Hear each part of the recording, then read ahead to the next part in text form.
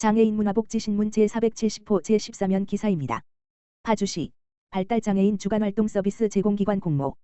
파주시는 오는 20일까지 발달장애인 주간활동 서비스 제공기관을 공개 모집한다.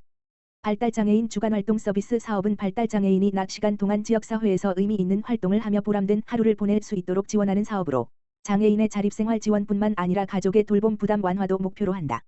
시는 현재 주간활동 서비스 제공기관 7개소를 지정 운영하고 있으며 서비스 수요가 꾸준히 증가함에 따라 한 개소를 추가 지정해 지역 내 이용자의 선택권을 보장하고 서비스를 다양화할 계획이다.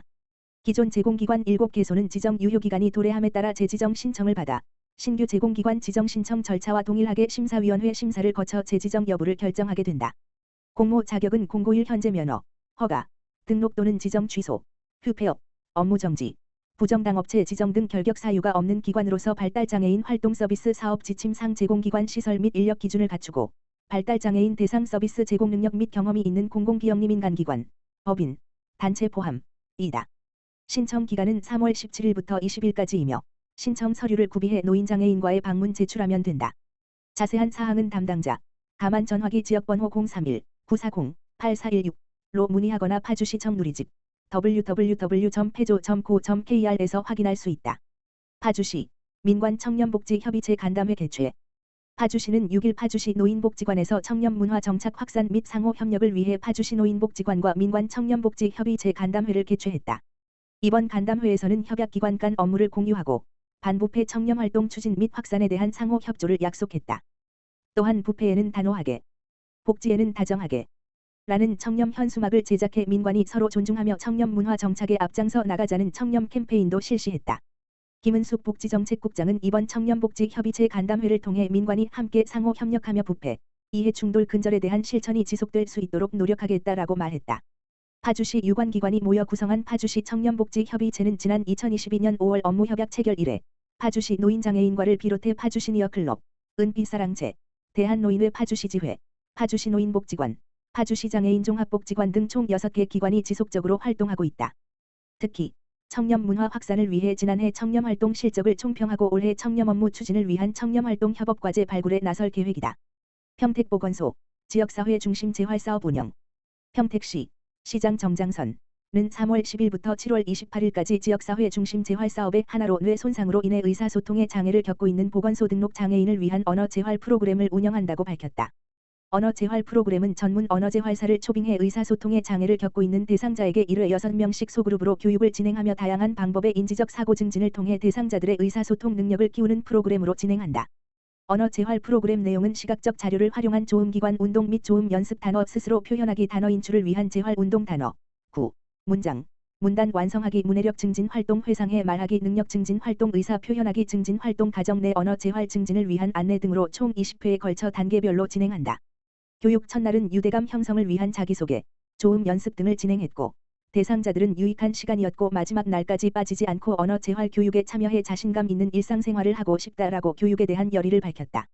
평택보건소 관계자는 언어 재활 프로그램을 통해 장애인의 의사소통 능력과 삶의 질이 향상될 것으로 기대하며 앞으로도 다양한 재활 프로그램을 통해 평택시 장애인들의 재활에 힘쓰겠다라고 밝혔다.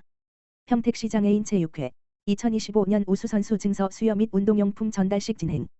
평택시 장애인 체육회 회장 정장선은 지난 6일 2025 우수선수 증서 수여 및 종목별 운동용품 전달식을 진행했다고 밝혔다. 이날 전달식에는 평택시 장애인 체육회 김형겸 수석부회장, 고윤옥 부회장, 최병우 부회장과 우수선수, 종목별 임원들이 참석했다. 2024년도 각종 대회 우수한 성적을 거둔 선수 총 15명, A등급 4명, B등급 5명, C등급 6명, 이 선정되어 8개월간 지원금을 받을 예정이다. 뒤이어 진행된 종목별 운동용품 전달식에는 평택시 장애인 체육회 가맹 경기단체 16종목의 운동용품을 전달했으며 평택시 장애인 체육회는 오는 4월에 있을 제15회 경기도 장애인 체육대회 2025 가평대회 준비에 최선을 다하겠다고 했다. 평택시 장애인 체육회장인 정장선 평택시장은 우수선수에 선정된 선수들의 열정과 노력을 응원하며 선수들을 적극적으로 지원하겠다라고 말했으며 운동용품 전달을 통해 이번 대회에 큰 도움이 될 것으로 기대한다라고 말했다. 한편 평택시 장애인 체육회는 오는 4월 11일 금 평택청소년문화센터 체육관에서 제15회 경기도 장애인 체육대회 2025 가평 평택시 선수단 출정식을 개최할 예정이다.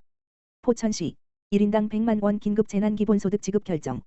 포천시 시장 배경현 가 지난 6일 발생한 공군 전투기 오폭 사고 피해 주민의 생활 안정을 도모하고 기본권을 보장하기 위해 선제적으로 재난기본소득을 지급한다.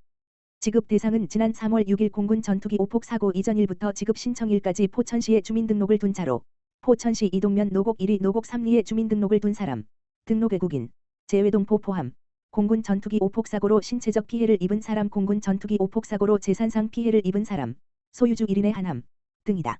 다만 공군 전투기 오폭 사고로 재산상 피해를 입은 사람의 경우 재난기본소득위원회의 심의를 거쳐 지급을 결정할 계획이다.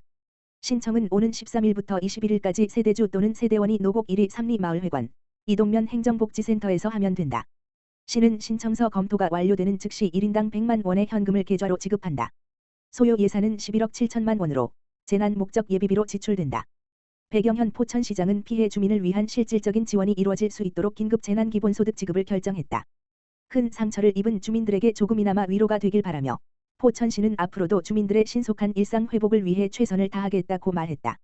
포천시 도서관, 이혜령 작가 재능기부 특강 개최. 이혜령 작가는 힘이 되는 그림책이 있습니다의 공저자다. 독서 토론 강사, 그림책 활동가, 아트 코치로도 활발히 활동하고 있다. 이번 특강은 이혜령 작가의 재능기부로 진행되며 그림책이 주는 힘과 그림책을 활용한 수필, 에세이, 쓰기 방법 등에 대한 이야기를 나눌 예정이다. 또한 저서에 대한 질의응답 시간도 마련된다. 특강 대상은 그림책과 글쓰기에 관심 있는 성인이며 참여를 희망하는 시민은 면함중앙도서관 누리집 https://live.pochon.co.kr/center/에서 신청할 수 있다. 도서관 관계자는 이번 특강을 통해 읽고 쓰는 삶의 가치가 확산되길 기대한다며 포천시 도서관은 앞으로도 독서와 창작의 즐거움을 제공하기 위해 다양한 프로그램을 추진할 계획이라고 말했다. 한편 포천시 도서관은 오는 4월부터 이혜령 작가의 그림책으로 에세이 쓰기와 윤혜린 작가의 함께 읽고 쓰는 책 모임 등 다양한 글쓰기 프로그램을 운영할 예정이다.